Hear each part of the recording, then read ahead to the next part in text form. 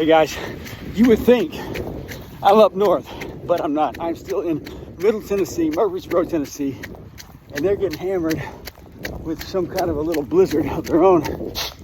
And so I'm sort of stranded for a couple of days. We'll see what happens. Anyway, going through this lesson on discipline.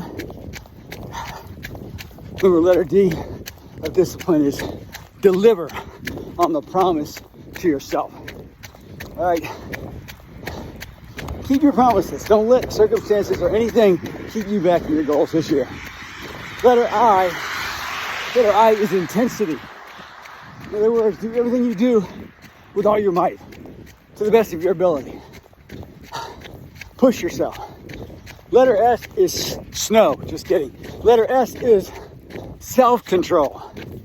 Self-control. That means this body and this mind, right, cannot determine what you're going to do.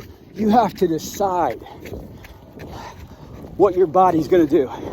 You have to tell your mind, all right, your mind will take the easy way out, the road less, well, not the road less traveled, just the road that's the easiest to follow. So, are you operating with self-control? Is there an area right now where you're not doing what you wish you're doing because your body and your mind are having its way? You know, I can think of no other person in history, really, that had more self-control than a guy named Joseph. Joseph,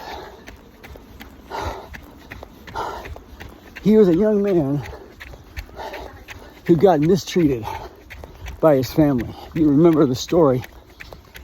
He got sold as a slave by his brothers. They hated him because his father treated him better.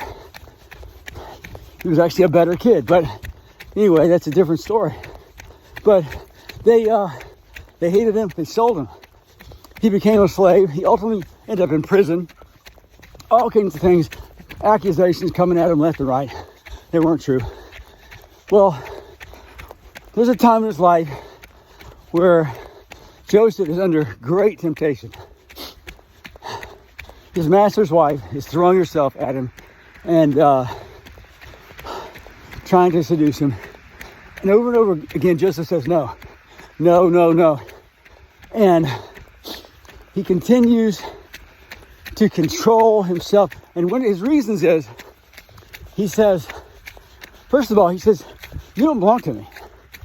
All right, you're my master's wife. He said, everything else, I have control of that in your house, but not you. But the second thing he says, and more importantly, he says, how can I do this? It's great wickedness and sin against my God. So Joseph had self-control because he had a higher purpose. He wanted to please somebody more than he wanted to please himself or anybody else. And so self-control, a whole lot of it is controlling this body, this mind, to actually live with a higher purpose. As a Christian, my higher purpose is to please God. Okay, not please myself, not please the world, not to get accolades, but to please God. And so, self-control is one of those things where you have to override the way you feel, the way that your body wants to operate, what your eyes want to see. You see, today, my body said, let's stay by the fire. Let's just stay in. It's a little cold out there, a little wet out there. My eyes, let's just sit there and watch a movie, watch some sports, whatever. I had to override that. Self-control says, no, body, you're going to get up, you're going to get out there, and you're going to push yourself, you're going to run, you're going to deliver on the promises that you've already made to yourself. All right? That's self-discipline today. What are you struggling with? Is it food? What is it that you're struggling with today? The lust? Is it money? You're spending money you shouldn't be spending? You're not controlling it?